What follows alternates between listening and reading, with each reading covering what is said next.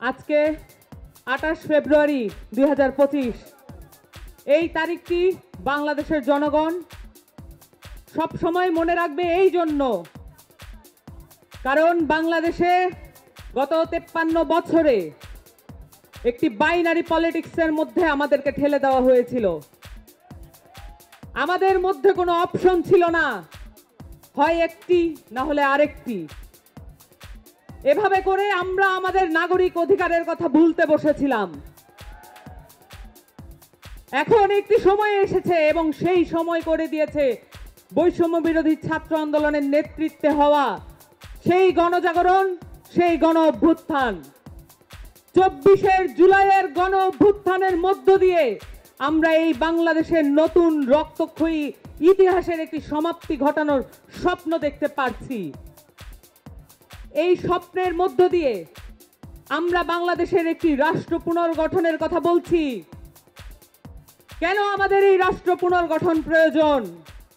কারণ এই বাংলাদেশে কখনো বাংলাদেশকে অ্যাজ এ স্টেট, একটা রাষ্ট্র হিসেবে স্ট্যাবলিশ করার কোনো প্রচেষ্টা গ্রহণ করা হয় নাই।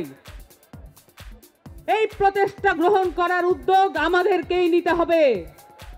জুলাই অভ্যুত্থানের শহীদদের যে আত্মা, তাদের ত্যাগ আমাদের উপরে এই দায় চাপিয়ে দিয়েছে।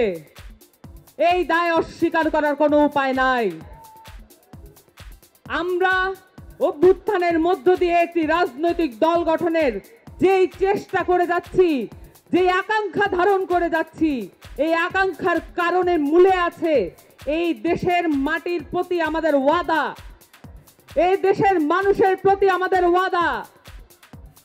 এই দেশের মানুষের সালে সালে বছরে বছরে যে স্ট্রাগল রয়েছে, যে সংগ্রাম রয়েছে, এই সংগ্রামকে আমাদের মধ্যে ধারণ করতে হবে। আমাদের এই নতুন রাজনৈতিক দলের যে আকাঙ্ক্ষা দেশব্যাপী আমরা দেখেছি, যেখানে মাঠে ময়দানে আমরা গিয়েছি, সেখান থেকেই আমরা বক্তব্য পেয়েছি কেন আমরা রাজনৈতিক দল গঠনে এত দেরি করছি। আমাদের রাজনৈতিক দল গঠনের যে আকাঙ্ক্ষা আমরা দেখেছি মাঠে ময়দানে, সেটাকে সংগ্রহ করার জন্য আমাদের প্রত্যেকটি কর্মী, প্রত্যেকটি নেতা মাঠে মাঠে ছুটে গিয়েছেন। জাতীয় নাগরিক কমিটি এবং বৈষম্য বিরোধী ছাত্র আন্দোলন প্রত্যেকটি থানায় থানায়, ওয়ার্ডে ওয়ার্ডে ছড়িয়ে গিয়েছেন। আমাদের একটি নতুন রাজনৈতিক দল এজন্য প্রয়োজন, কারণ বাংলাদেশকে রাষ্ট্র হিসেবে গঠনের কোনো উদ্যোগ নেওয়া হয় নাই। আমাদের নতুন রাজনৈতিক দল এজন্য প্রয়োজন, কারণ বাংলাদেশের মাটি ও মানুষের কথা বলার কোনো রাজনৈতিক দল এই মুহূর্তে বাংলাদেশের মাটিতে নাই। বাংলাদেশে একটি নতুন রাজনৈতিক দল এজন্য প্রয়োজন, কারণ প্রত্যেকটি নির্বাচনে যে রক্তক্ষয়ী সংঘর্ষের মধ্য দিয়ে ক্ষমতার পালাবদল ঘটে, সেটাকে পরিবর্তন করার কোনো উদ্যোগ কেউ গ্রহণ করে নাই। আমাদের নতুন একটি রাজনৈতিক দল এজন্য প্রয়োজন, বাংলাদেশে মানুষ কোন দেশ থেকে তার ন্যায্য হিস্সা আদায় করতে পারে নাই। বাংলাদেশের কোন রাজনৈতিক দল, কোন রাজনৈতিক পক্ষ, কোন ফরেন মিনিস্টার পারে নাই আমাদেরকে ন্যায্য হিস্সা আদায় করে দিতে। আমাদের যত প্রতিবেশী দেশ আছে, তাদের সাথে আমাদের নতজানু পররাষ্ট্র নীতি আমাদেরকে পিছিয়ে রেখেছে। সেখান থেকে মুক্তি পাওয়ার জন্য আমাদের একটি নতুন রাজনৈতিক দল প্রয়োজন। এই কথাগুলো আমরা গত 5 মাস ধরে বাংলাদেশের মানুষের কাছ থেকে আদায় করে এনেছি।